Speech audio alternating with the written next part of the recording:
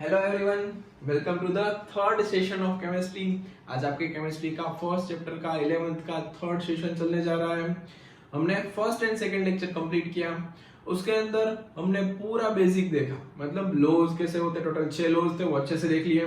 उसके बाद हमने एटॉमिक मास क्या होता है वो डिटेल में स्टडी किया। एटॉमिक मास की डिटेल स्टडी हो चुकी है। एमयू क्या होता है, ग्राम पर मोल क्या होता है, फिर ग्राम क्या होता है, वो सारी चीजें एक दूसरे के साथ कैसे उसको कन्वर्ट कर सकते हो हमने पढ़ लिया।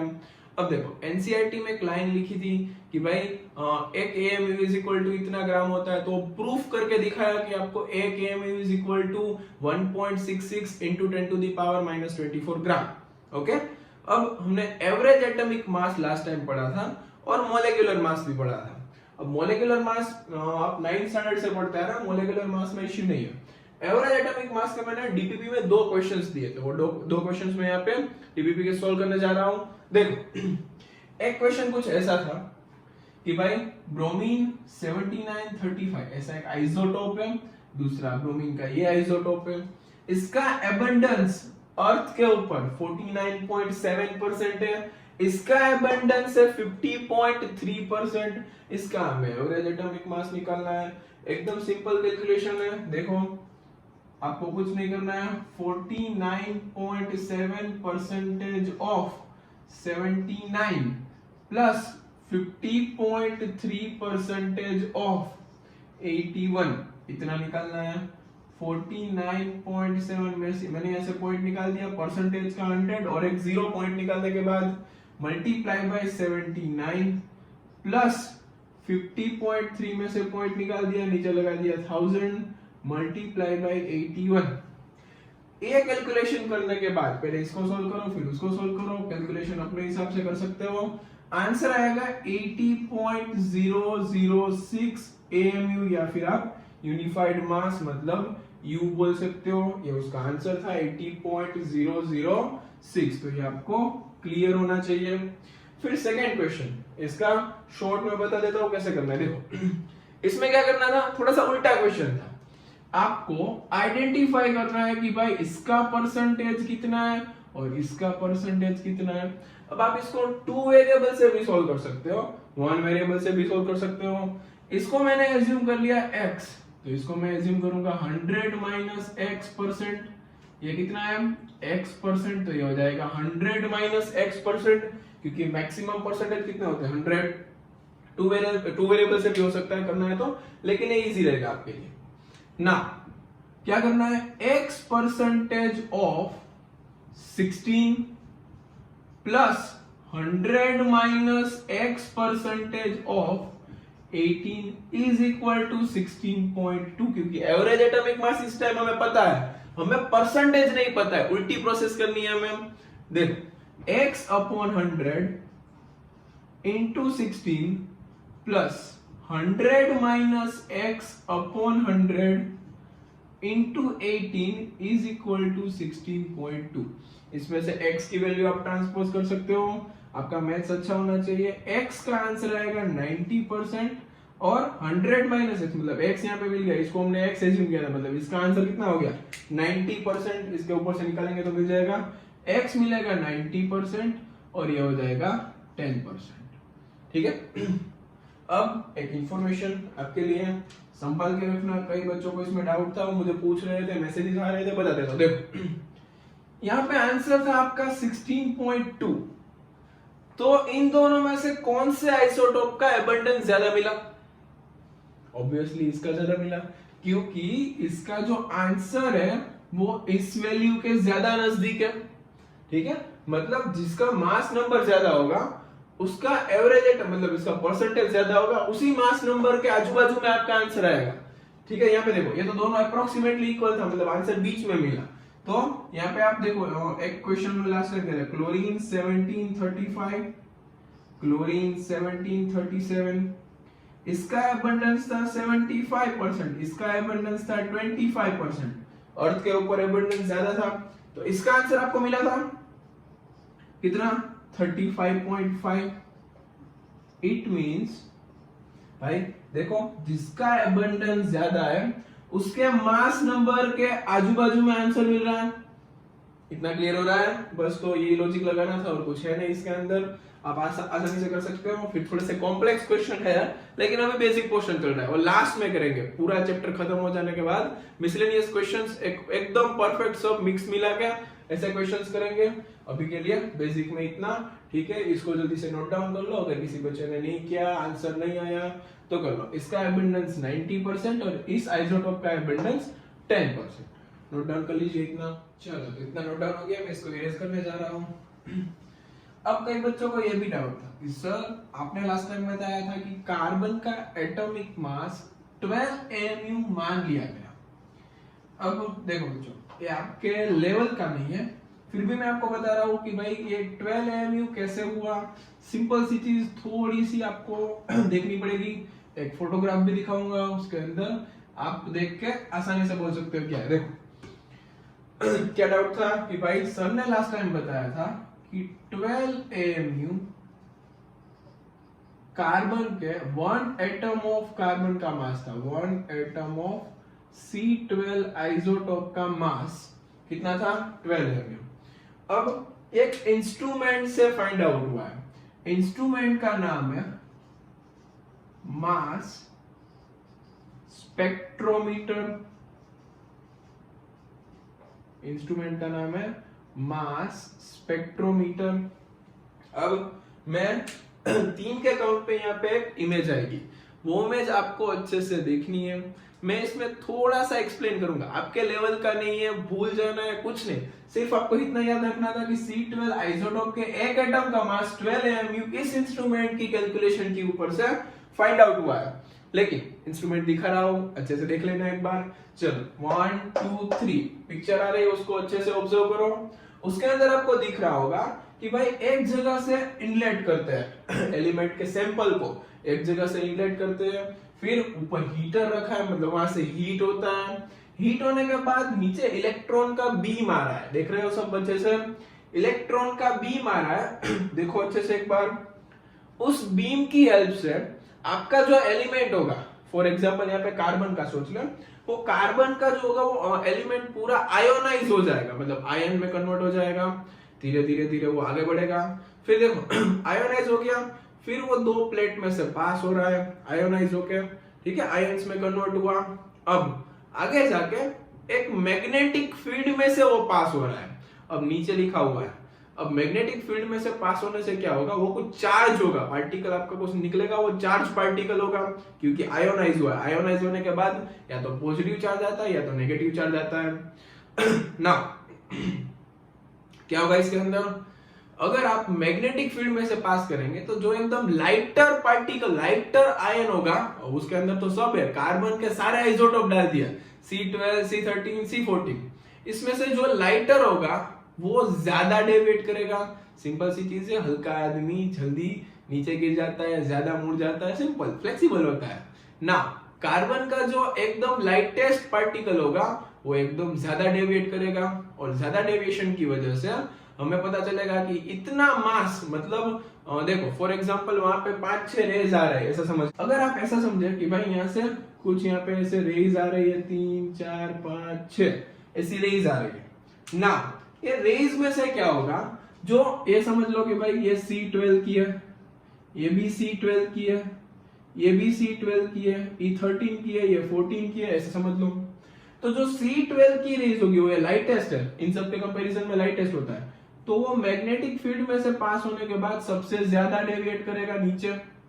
अब ये डेविएशन यहाँ पे हो रहा है, यहाँ पे दूसरा डेविएशन इसके साथ ही हो रहा है, मतलब समझ जाना है कि दूसरी रेज भी C12 की थी, तीसरी रेज आएगी वो भी वही पॉइंट के ऊपर टर्न हो रही है, मतलब समझना है ना कि यहाँ पे जो जितना मिल रहा है वो C12 आइसोटोप का अमाउंट गिर रहा है।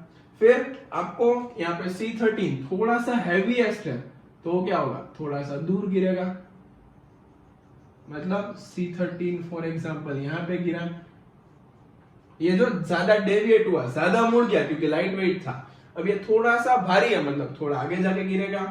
अगर मैं C14 की बात करूं तो भाई वो तो थोड़ा और आगे जाके गिरेगा क्योंकि उसका मास ज्यादा है।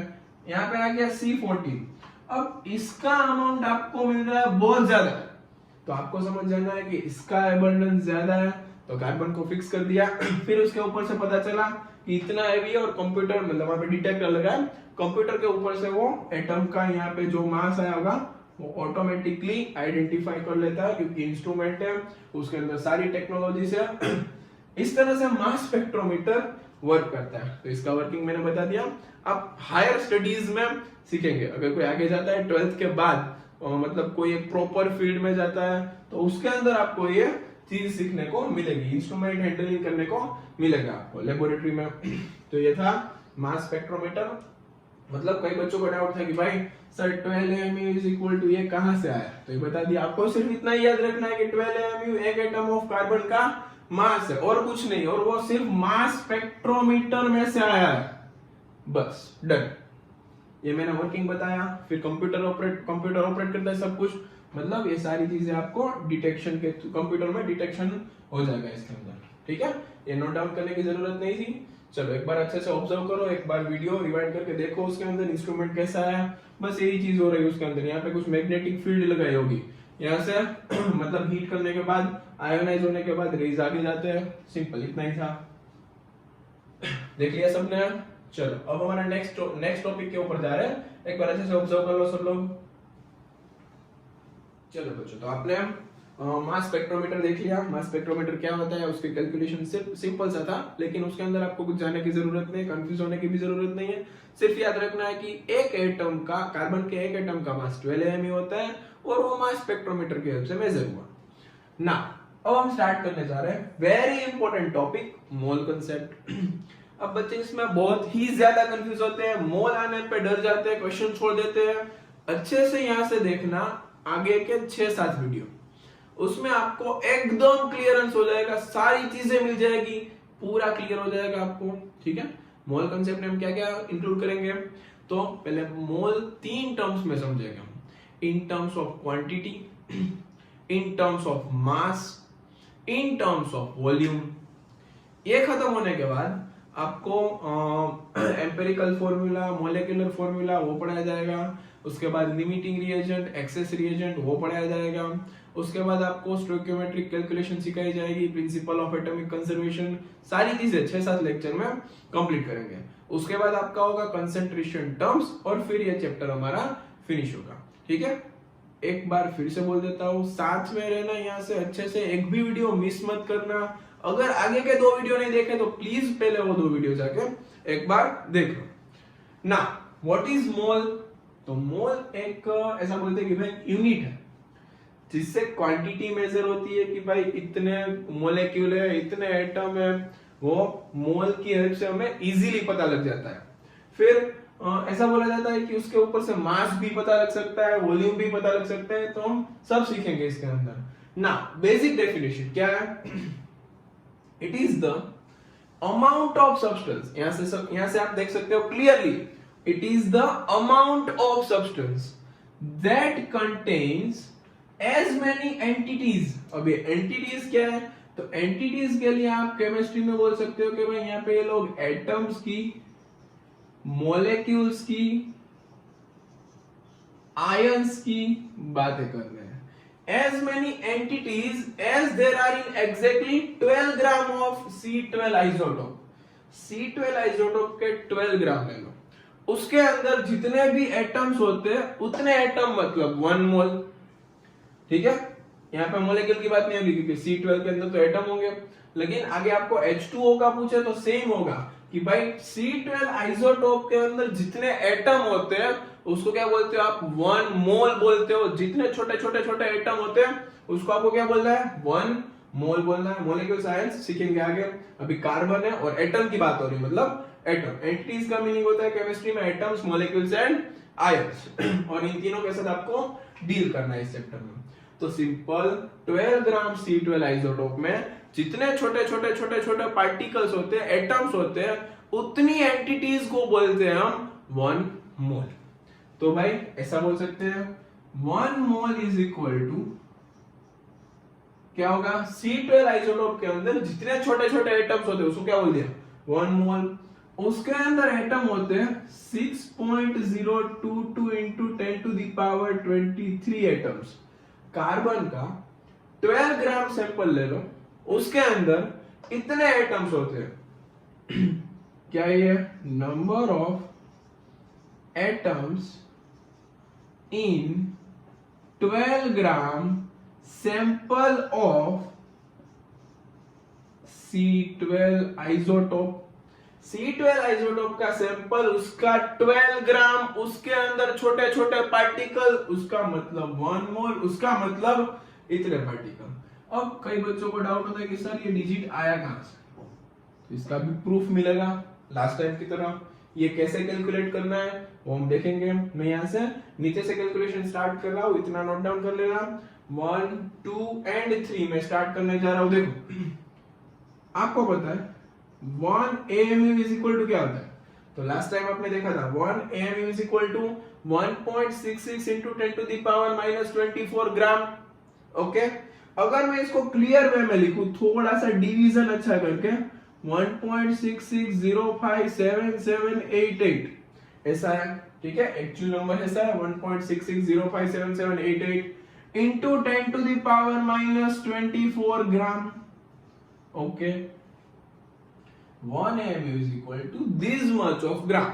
लास्ट टाइम हमारा डिराइव किया हुआ एक इक्वेशन है 1 AMU और ग्राम का रिलेशन। अब आगे देखो तो मैं ऐसा बोल सकता हूं कि भाई 12 AMU मतलब कितना ग्राम होगा। मैं आपको इस रिलेशन के ऊपर लेके आऊंगा 1 mole is equal to this much. यही करना है, कुछ नहीं, घूमना फिरना है कल के जैसे ही। देखो 1 AMU मतलब इतने ग्राम, तो 12 AMU मतलब कितने ग्राम कर सकते हो आप। सिंपल क्या करना है आपको, मल्टीप्लाई करना है। 12 AMU is equal to this into this, मतलब दोनों का मल्टीप्लाई करना है। आंसर मिलेगा आपको 1.9926, फिर आगे 9345 into 10 to the power minus 24 ग्राम।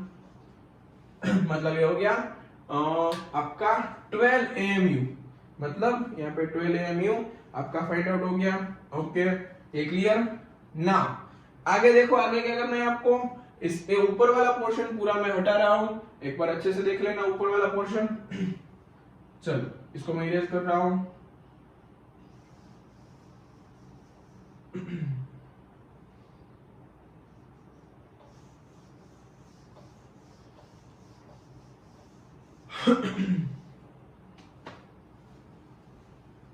तो सबने मास स्पेक्ट्रोमीटर देख लिया, उसके अंदर जो भी प्रोसेस होती थी वो अच्छे से समझ लिया आपने ना।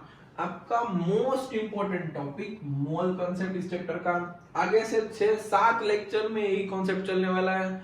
फिर उसके बाद हम पढ़ेंगे भाई concentration terms, molarity, normality, formality, सारी चीजें इसके अंदर आ जाएगी। फॉर्मालिटी नहीं है, फॉर्मालिटी है, कंसंट्रेशन टर्म है, वो देखेंगे आगे ना। चेक करो व्हाट इज मोल, वहां से स्टार्ट करते हैं। तो भाई मोल एक क्वांटिटी है, जैसे आप एक यूनिट है ऐसा बोल सकते हो। केमिस्ट्री में कोई भी चीज लेने जाओ तो आप मोल में मांगते हो। जैसे आप ग्रोसरी की शॉप पे जाओ तो वहां पे आप क्या करते हो, 1 kg, 2 kg, 5 kg ऐसे मांगते हो। तो केमिस्ट्री में मोल में सारी चीजें कैलकुलेट होती है, उससे डरना नहीं है, एकदम इजी वे से समझेंगे आप। क्लियर? तो मोल मतलब क्या था, it is the amount of substance that contain as many entities. अब एंटिटीज का मतलब केमिस्ट्री में होता है एटम्स, मोलेक्यूल्स, आयंस, सारी चीजें। as many entities as there are in exactly 12 gram of C12 isotope। मतलब C12 आइसोटोप ले लिया, उसके आपने 12 ग्राम ले लिए, उसके अंदर जितने भी कार्बन के छोटे छोटे पार्टिकल्स है या फिर एटम्स है, उतने एटम्स को आपको बोलना है 1 मोल। C12 के अंदर जितनी एंटिटीज होती है, एंटिटीज मतलब कार्बन के लिए क्या होगा, एटम, जितने एटम्स होते हैं उतने एटम को आपको बोलना है 1 मोल। लाइक आपने ऐसा कर दिया कि भाई आपको बताया कि भाई 1 मोल के अंदर 6.022 into 10 to the power 23 number of atoms available होते हैं। नंबर ऑफ एटम्स, अगर मॉलिक्यूल्स की बात करें तो मॉलिक्यूल्स, और फिर आयंस की बात करें तो आयंस। इतनी क्वांटिटी 1 मोल के अंदर होती है। 9th स्टैंडर्ड में इतनी चीज आपने पड़ी हुई है, इसका भी मैं प्रूफ देने वाला हूँ, डोंट वरी, साथ में रहना। ये कैसे है वो भी आपको पता चल जाएगा। इट मींस कार्बन का जो आप 12 ग्राम ले रहे हो उसके अंदर इतने छोटे छोटे कार्बन के पार्टिकल्स अवेलेबल है, उसको हमने क्या बोल दिया, 1 मोल। ओके, इसका प्रूफ देखते हैं। कुछ नहीं करना, मैं 12 ग्राम कार्बन लेके आऊंगा, उसके अंदर मैं पार्टिकल दिखा दूंगा। इतना नोट डाउन करो, इसको मैं इरेज करने जा रहा हूं, फिर मैं स्टार्ट करूंगा इसका प्रूफ। 1 मोल मतलब इतना क्यों हुआ। चलो इसको इरेज कर रहा हूं मैं।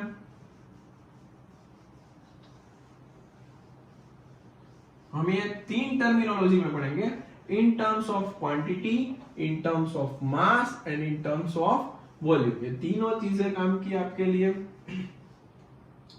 Now, we know that 1 mole is equal to 6.022 into 10 to the power 23 entities.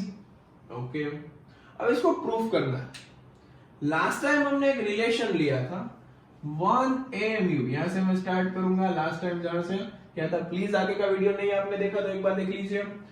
इसका होता है 1.66 into 10 to the power -24 gram 1 AMU is equal to. लेकिन मैं कैलकुलेशन में थोड़े से डिजिट ज्यादा ले लूं तो आंसर आएगा 1.66057788 into 10 to the power -24 gram. मतलब आगे प्रॉपरली कैलकुलेशन मिलेगा आपको, इसलिए मैं ज्यादा डिजिट ले रहा हूं। ओके ना, मैं 1 AMU में से 12 AMU में कन्वर्ट कर रहा हूं इसको। 1 AMU मतलब इतने ग्राम, तो 12 AMU मतलब कितने ग्राम। सिंपल सी कैलकुलेशन आप कर सकते हो आसानी से। 1 AMU मतलब this much of gram, then 12 AMU is equal to how many gram. क्या करना है आपको, simple 12 into 1.66057788 into 10 to the power -24 gram. इसका कैलकुलेशन करना है आपको। इसका आंसर मिलेगा आपको 19.9, आगे डिजिट आपका 269345 269345 into 10 to the power -24 gram. इसको मैं ऐसे लिख देता हूं 1.99269345 into 10 to the power -23 gram. Okay, इसमें किसी को इश्यू नहीं ना। ये क्या मिला मुझे, तो मुझे ये मिला 12 AMU का मास के साथ रिलेशन।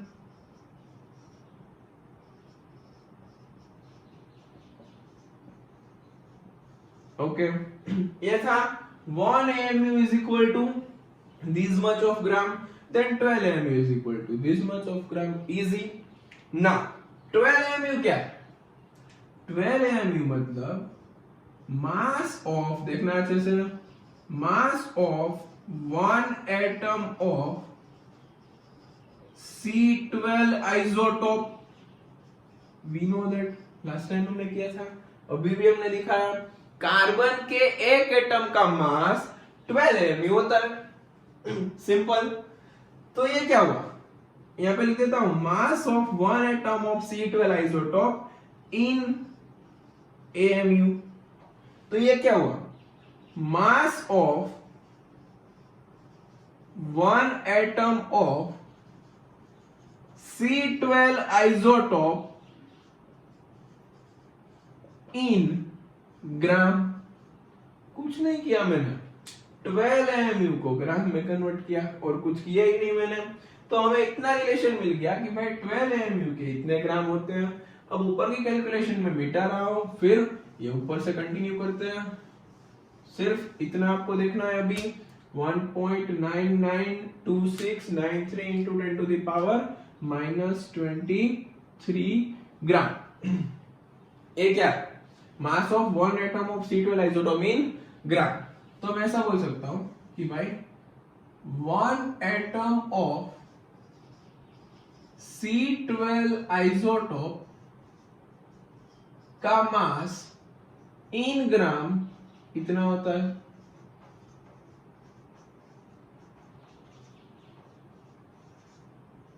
ओके, देन 12 ग्राम के अंदर कितने एटम्स मिलेंगे, अब डेफिनेशन याद करो मोल की। 12 ग्राम कार्बन के अंदर जितनी एंटिटीज होती है उसको हम 1 मोल बोलते हैं। तो 12 ग्राम कार्बन के अंदर कितने एटम मिलेंगे यहाँ पे, वही आपका 1 मोल हो जाएगा। देखो अच्छे से क्या करना है आपको, 12 into 1 मतलब 12 डिवाइडेड बाय 1.99269345 माइनस 23 को मैं ऊपर ले लेता हूँ प्लस 23, ये मिल जाएगा आपको क्या मिलेगा आपको, 12 ग्राम सैंपल के अंदर कितने एटम्स है, ये क्या मिलेगा आपको, number of atoms of carbon in 12 ग्राम। अब नीचे का मैं इरेज कर रहा हूं फिर एक बार डिवीजन कर लेंगे, हो गया बस इसका डिवीजन ही आपको करना है। इसका डिवीजन करने पे आपको मिलेगा 12 ग्राम C12 आइसोटोप के अंदर आपके 6.022 into 10 to the power 23 atoms available है। 12 ग्राम C12 आइसोटोप के अंदर कितने एटम्स अवेलेबल है, 12 ग्राम C12 आइसोटोप के अंदर जितनी एंटिटीज अवेलेबल होती है उसको हम 1 मोल बोलते हैं। तो इतने एटम को हम क्या बोलेंगे, 1 मोल। तो 1 मोल मतलब 6.022 into 10 to the power 23 entities. ये हो गया आपका प्रूफ, 1 मोल का प्रूफ। नोट डाउन कर लीजिए। फिर एक बार जल्दी से रिवाइज करते हैं। देखो पहले हमने क्या किया भाई, कार्बन के एक एटम का मतलब हमने देखा था कि 1 AMU is equal to 1.99057788 into 10 to the power minus 24 gram. Okay, तो हमने 12 AMU का निकाला। 12 AMU का हमें कितना मिला, 1.99269345 into 10 to the power minus 23 ग्राम। ठीक है, अब इतना मास किसका होगा, एक एटम C12 आइसोटोप का मास इन टर्म्स ऑफ ग्राम लिया और कुछ नहीं किया हमने।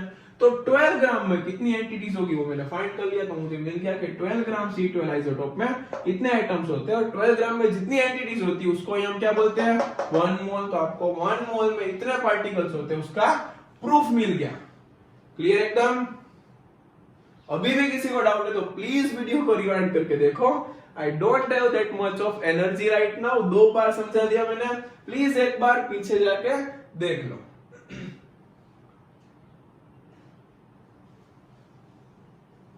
चलो इरेज करने जा रहा हूं इसको, प्लीज एक बार पीछे जाके देख लेना कि प्रूफ कैसे आया, या फिर आप याद भी कर सकते हो। मेरा काम था, मुझे प्रूफ देना चाहिए, एक टीचर हूं, आपका काम है याद करना। प्रूफ की कोई जरूरत नहीं है, प्रूफ के ऊपर से कोई क्वेश्चन नहीं आएगा। लेकिन मेरे ऊपर क्वेश्चन आ सकता है कि सर आपने प्रूफ नहीं करवाया, आपको कैसे पता चला इतने आइटम्स है।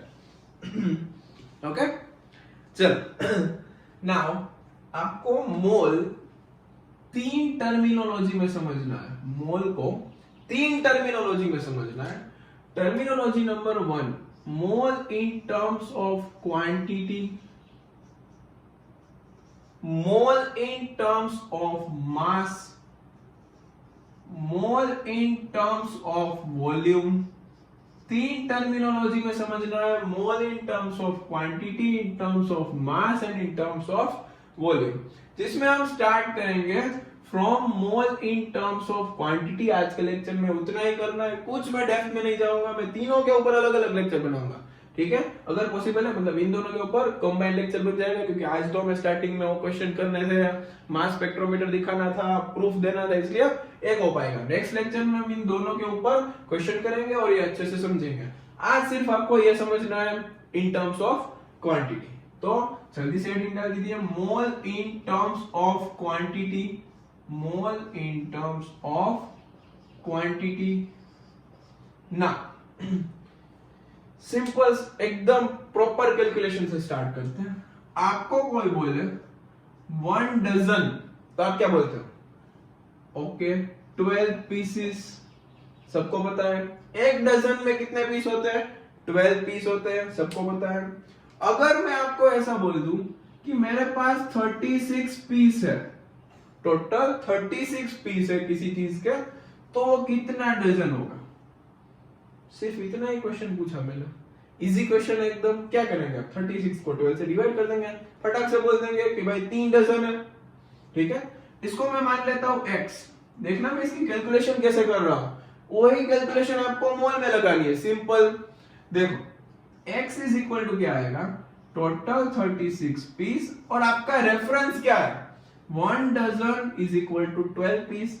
तो मैं ऐसा बोल सकता हूँ यहाँ पे 12 पीस पर डजन आपका रेफरेंस है। अब एक डजन का डी ऊपर चला जाएगा और पीस का पी कट जाएगा, तो आपको मिलेगा x इज इक्वल टू 30, और यहाँ पे 3 डजन, 36 डिवाइड बाय 12 क्या होगा, 3 डजन।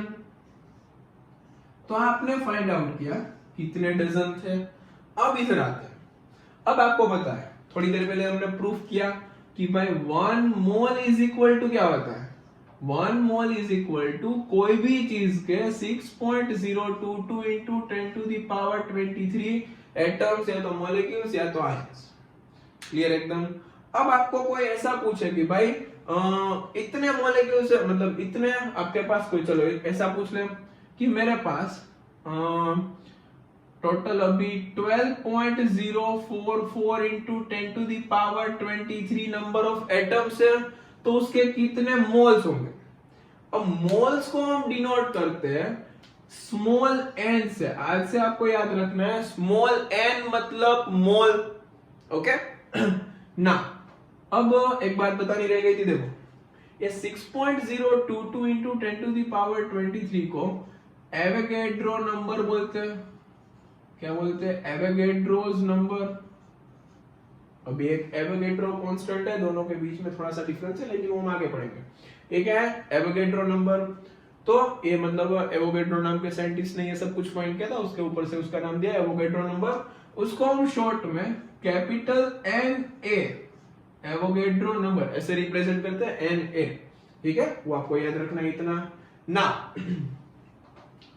आपको ऐसा पूछ ले कि भाई कितने मोल्स है, तो आप क्या करेंगे, सिंपल सी कैलकुलेशन करेंगे sir. n is equal to क्या करेंगे, 12.044 इंटू 10 टू द पावर 23। यहाँ पे मैं बोल देता हूँ एटम्स, अभी मैं क्या बोल देता हूँ एटम्स, अपॉन आपका रेफरेंस क्या है 6.022 इंटू 10 टू द पावर 23, क्या है आपका एटम्स पर मोल। यहाँ पे क्या था, डजन पर मोल, सॉरी यहाँ पे क्या था, पीस पर डजन। यहाँ पे क्या है, एटम्स पर मोल। उसके हिसाब से आपको कैलकुलेशन करना है। आपको आंसर मिलेगा इसके ऊपर से 2, एटम एटम कट जाएगा, ऊपर मोल चला जाएगा। आपको पता चल जाएगा कि भाई मेरे पास 2 मोल्स क्वांटिटी अवेलेबल है। एकदम क्लियर। अब 2 मोल बोलना कितना इजी है। अब मैं बोलूं कि भाई 12.044 इंटू 10 टू द पावर 23, तो कुछ अच्छा नहीं होगा। मतलब 2 मोल बोलना इजी है, कैलकुलेशन इजी हो रही है। देखो यहाँ पे मैं छोटी वैल्यू रखी, एक डजन के सामने क्या रखा, 12 पीस, एकदम सिंपल वैल्यू।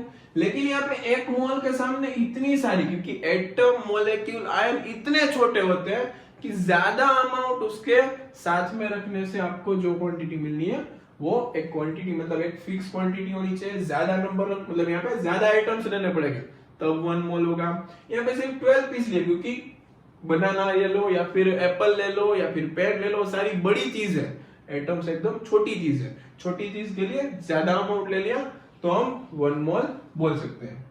ठीक है तो चलो इतना नोट डाउन करो। अब इसके ऊपर से मैं फाइनली चलो एक फॉर्मूला लिख देते हैं।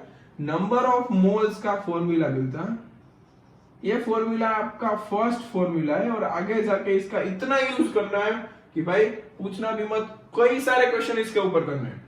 Number of moles is equal to given number of atoms या फिर मॉलिक्यूल्स, ऐसा लिख देता हूं यहाँ पे, गिवन नंबर ऑफ एंटिटीज, ऐसा लिख देते हैं यहाँ पे, अपॉन एवोगैड्रो नंबर। ये तो फिक्स है, नीचे की चीज क्या है, फिक्स है। इसको हम शॉर्ट में लिखे तो n is equal to given number of entities को कैपिटल N से रिप्रेजेंट कर सकते हैं, या फिर गिवन नंबर ऑफ एंटिटीज लिखो तो भी चलेगा, n अपॉन Na। ये हो गया आपका मोल कंसेप्ट का first formula. Moles find out करने का फर्स्ट फॉर्मूला यहाँ पे मैंने फाइंड आउट करके दिखाया, वैसे ही करना है, और कुछ नहीं है, डरना भी नहीं है इससे, एकदम इजी वैसे करना है। अब 2-3 क्वेश्चन करते हैं, पहले इतना नोट डाउन कर लीजिए। चलो मैं इसको इरेज कर रहा हूं। एकदम इजी है, एक फॉर्मूला सिर्फ आपको याद रखना है, number of moles is equal to given number of entities या फिर क्वांटिटी, कुछ भी बोल लो, अपॉन एवोगैड्रो नंबर। ये आपका मोल कांसेप्ट का फर्स्ट फॉर्मूला, फिर सेकंड फॉर्मूला, फिर थर्ड फॉर्मूला, फिर तीनों को मिक्स करना है, ऐसा ही पढ़ना है आपको सिर्फ इसके अंदर।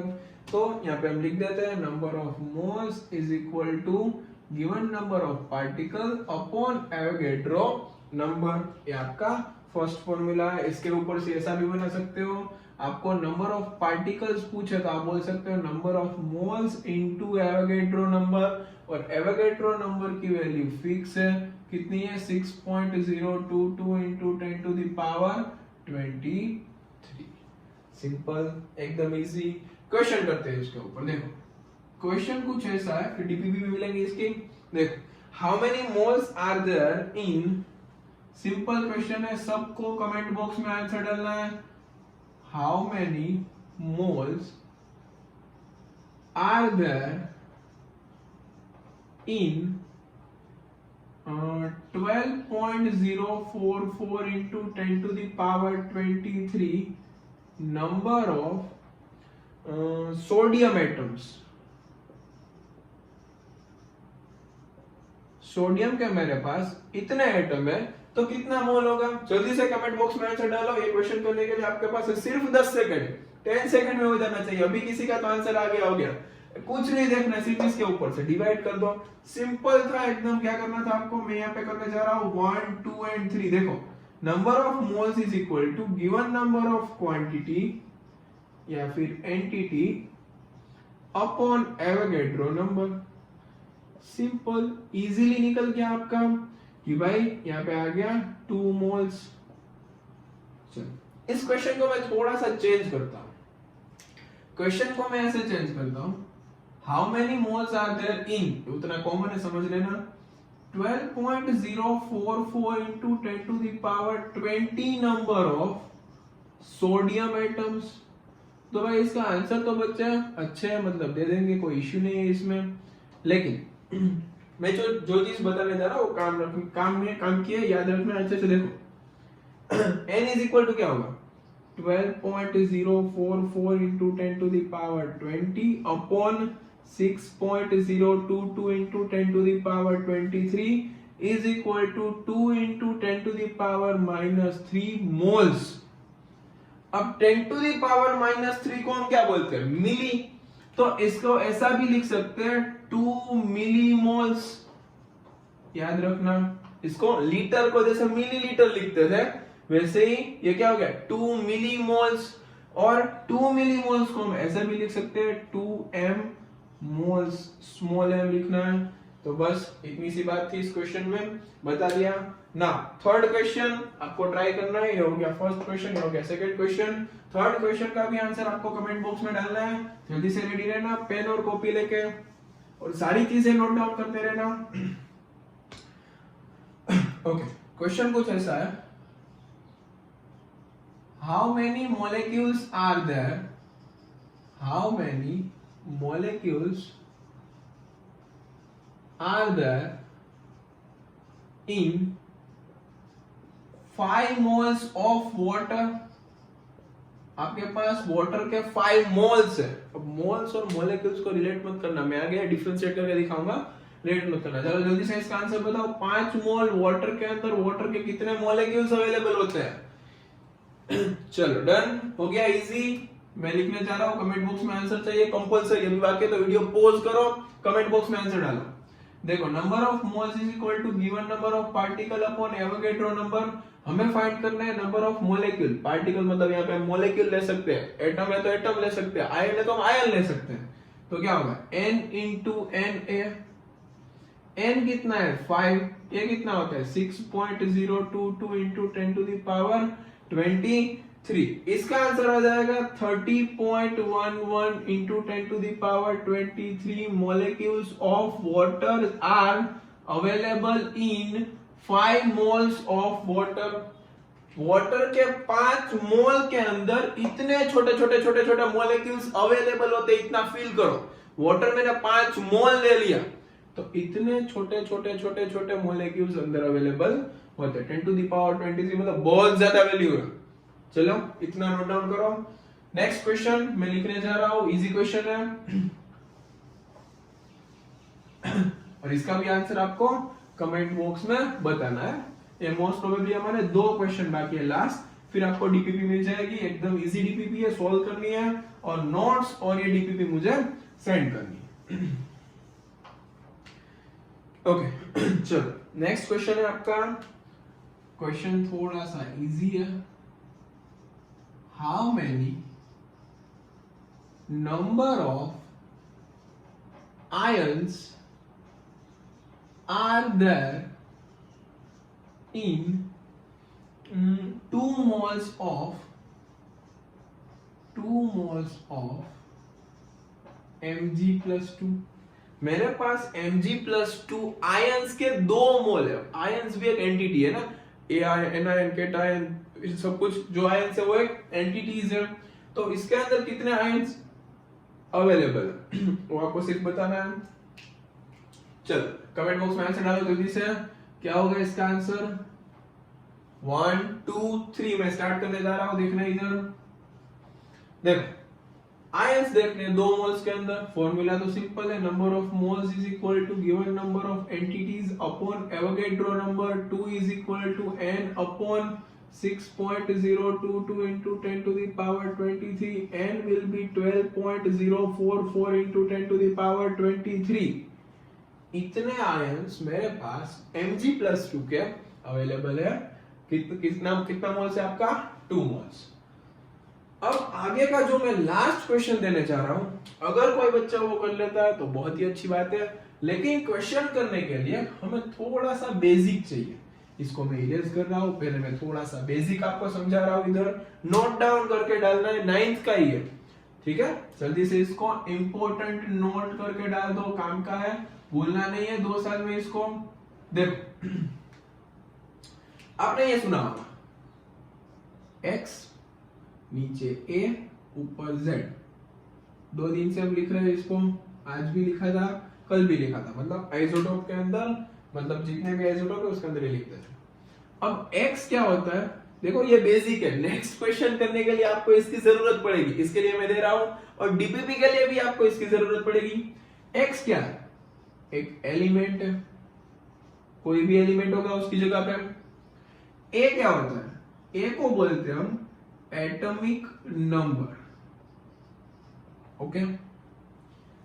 जेड क्या है, जेड को हम बोलते हैं मास नंबर, क्या बोलते हैं, मास नंबर। सारी चीजें क्लियर करता हूं, यहां पे देखो।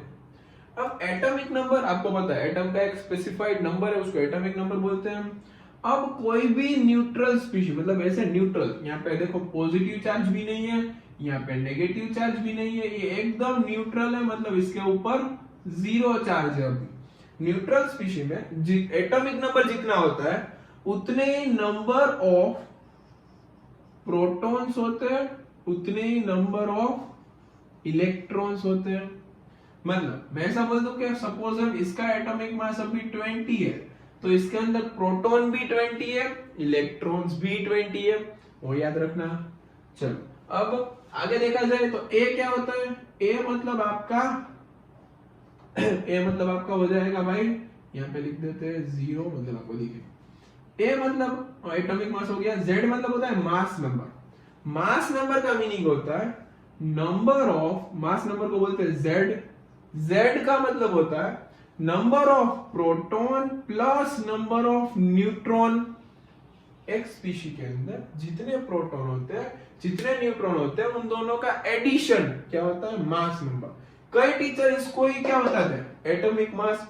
कोइंसिडेंटली कभी कभी सेम होता है, हर बार वो सेम नहीं होता है, उसका भी मैं प्रूफ दिखाऊंगा थोड़ी देर के बाद, चेक करो। एक एग्जांपल लेते हैं, चलो एक अच्छा सा एग्जांपल, क्लोरीन का एग्जांपल लेते हैं, उसके अंदर आपको प्रूफ भी मिल जाएगा। क्लोरीन 1735, अगर ऐसा आपको दिया है, आपको पूछे कि इसके अंदर number of electrons, number of protons, electron को मैं E- से रिप्रेजेंट करूंगा, प्रोटॉन को मैं P+ से रिप्रेजेंट करूंगा, और न्यूट्रॉन को मैं N0 से रिप्रेजेंट करूंगा। N0 मतलब कोई चार्ज नहीं है उसके ऊपर। नाउ चेक, पहले तो चेक करो न्यूट्रल है, ओके। न्यूट्रल स्पीशी में जितना एटॉमिक नंबर होता है उतने ही क्या होते हैं इलेक्ट्रॉन, उतने ही क्या होते हैं प्रोटॉन। ये तो हो गया ना। ये क्या है Z मतलब था फॉर्मूला आपका number of proton plus number of neutron. It means यहाँ पे प्रोटॉन 75 है, Z की वैल्यू 35। यहाँ पे फॉर्मूला लिखते हैं Z is equal to proton plus neutron. Z 35, proton 17, तो न्यूट्रॉन इसके ऊपर से आप फाइंड कर सकते हो। न्यूट्रॉन की वैल्यू आएगी 18। ओके, अब मैं इसके अंदर थोड़ा सा चेंज करूं, यहाँ पे मैं लगा दूं माइनस, तो क्या फर्क पड़ेगा? यहाँ पे माइनस लगाने पे ये दोनों में कोई चेंजेस नहीं आएगा, सिर्फ इलेक्ट्रॉन चेंज हो गया। माइनस का मतलब क्या होता है, आपने सुना हुआ है 9th में 10th में, माइनस मतलब एक इलेक्ट्रॉन ज्यादा, -2 मतलब 2 इलेक्ट्रॉन ज्यादा, -3 मतलब 3 इलेक्ट्रॉन ज्यादा। यहाँ पे क्या होगा, -1 है मतलब 17 में से इलेक्ट्रॉन हो जाएंगे 18।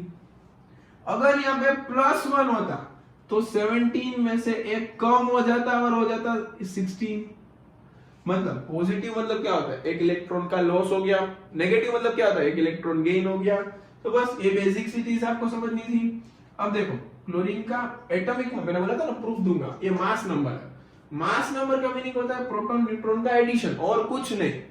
यहाँ पे मास नंबर का एडिशन है 35, क्लोरीन का एटॉमिक मास होता है 35.5, दोनों इक्वल नहीं है, मतलब कोइंसिडेंटली सबके लिए सेम आ जाता है, कभी कभी एक्सेप्शनली किसी के लिए सेम नहीं आता।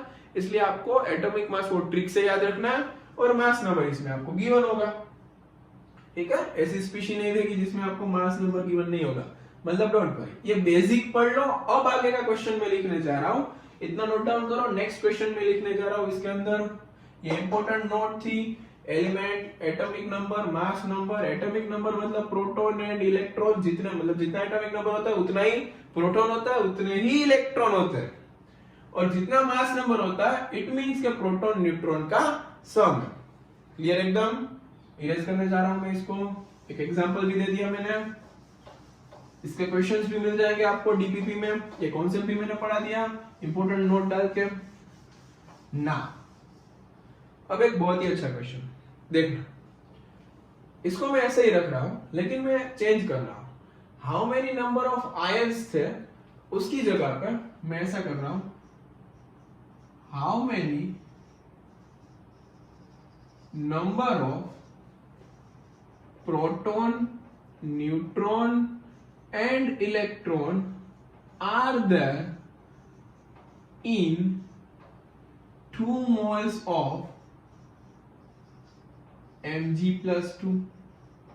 अब Mg+2 के अंदर कितने न्यूट्रॉन, कितने इलेक्ट्रॉन और कितने प्रोटॉन होते हैं, और वो भी Mg+ का 2 मोल। अगर किसी बच्चे को एक क्वेश्चन आ गया इट मींस आपने पूरा लेक्चर एकदम अच्छे समझा है। प्लीज पहले वीडियो को पॉज करो, क्वेश्चन करना ट्राई करो, क्वेश्चन करना स्टार्ट कर दो जल्दी से और कमेंट बॉक्स में आंसर डालो, पता चले किसको आता है। लास्ट क्वेश्चन है आज के सेशन का, देखो पहला तो निकाल लो। पहले तो 2 मोल्स ऑफ Mg+2 में कितने आयंस होते हैं वो तो निकाल ले। 2 मोल्स ऑफ Mg+2 के अंदर कितने आयंस मिले थे हमें, 12.044 into 10 to the power 23 ions. पहले 2 मोल मतलब इतना। अब एक Mg+2 ले लूं मैं, एक मैग्नीशियम +2 की स्पीशी में ले लूं, तो उसके अंदर प्रोटॉन कितने होते हैं, इलेक्ट्रॉन कितने होते हैं और न्यूट्रॉन कितने होते हैं वो आपको देखना है। चलो 1, यहाँ पे 2, यहाँ पे 3, यहाँ पे लिखेंगे हम प्रोटॉन, यहाँ पे लिखेंगे हम न्यूट्रॉन और लास्ट में हम लिखेंगे इलेक्ट्रॉन। देखो एक बार, अब प्रोटॉन कितने होते हैं, तो मैग्नीशियम का आपको पता होना चाहिए एटॉमिक मास होता है, एटॉमिक नंबर होता है 12 और मास नंबर आपको मैं दे देता हूं 24। इसका coincidentally atomic mass and mass number दोनों इक्वल है। मतलब ये most of the time same होता है, बाकी आपको गिवन होता है, डोंट वरी। अब प्रोटॉन कितने हो गए, तो जितना एटॉमिक नंबर होगा उतने ही आपको इसके अंदर क्या मिलेंगे, प्रोटॉन। एक Mg+2 आयंस में 12 प्रोटॉन होते हैं। 12 पहले चलो इलेक्ट्रॉन क्या कर लेते हैं, होना चाहिए 12 लेकिन Mg+2 है मतलब 2 इलेक्ट्रॉन कम है, तो इलेक्ट्रॉन कितने हैं, 10 इलेक्ट्रॉन है। और न्यूट्रॉन कितने हैं, तो मास नंबर के ऊपर से फाइंड आउट कराओ, टोटल 24, उसमें से प्रोटॉन 12 वो निकाल लो, मतलब न्यूट्रॉन मिल जाएगा आपको 12। Z इज इक्वल टू क्या होता था आपको पता है, proton plus neutron. 24 is equal to 12 plus neutron and neutron will be 12। Now एक Mg+2 में इतने प्रोटॉन, मतलब एक Mg+2 में मैं ऐसा बोल देता हूं, चलो कितने प्रोटॉन है, 12 प्रोटॉन है। Then 12.044 into 10 to the power 23 number of ions है Mg+2 के, तो उसके अंदर कितने प्रोटॉन्स होंगे, इसका मल्टीप्लाई करो सिर्फ, तो यहाँ पे आंसर मिल जाएगा आपको 12 into 12.044 into 10 to the power 23, इधर भी 12 into 12.044 into 10 to the power 23, इधर 10 into 12.044 into 10 to the power 23। Simple सी चीज थी, एक बार रिवाइज कर लेते। देखो एक Mg+2 में 12 proton, 12 neutron and 10 electron. Okay, then हमारे पास कितने Mg+2 है, 12.044 into 10 to the power 23 Mg+2 है, क्योंकि 2 मोल है, 2 मोल मतलब इतने मैग्नीशियम, तो इतने Mg+2 में कितने होंगे, तो यूनिटरी मेथड, एक में 12 तो इतने में कितने, तो इसका मल्टीप्लाई यहाँ पे आ गया। अब सेम न्यूट्रॉन के लिए, एक में 12 न्यूट्रॉन, तो इतने में कितने न्यूट्रॉन, सेम अप्लाई होगी चीज। एक मैग्नीशियम में 10 इलेक्ट्रॉन, तो इतने में कितने, तो यहाँ पे आ गया ये। ठीक है, चलो तो यहाँ पे आपका लेक्चर खत्म होता है। एक बार अच्छे से वीडियो फिर से देखना, कॉम्प्लिकेटेड चीज लग रही है तो मैं एकदम स्टैंडर्ड कंटेंट इसके अंदर प्रोवाइड कर रहा हूँ आपको, एक भी चीज इसके अंदर छूटने नहीं वाली, हर एक चीज कवर होगी जो आप स्टैंडर्ड जगह पे देखते हो, हर एक चीज इसके अंदर कवर करने वाला हूँ मैं। क्लियर एकदम, तो अच्छे से वीडियो लेक्चर्स देखने हैं आपको, नोट्स बनानी है, उसके ऊपर क्वेश्चंस करने हैं। ठीक है, चलो बाय बाय, मिलते हैं बाद में।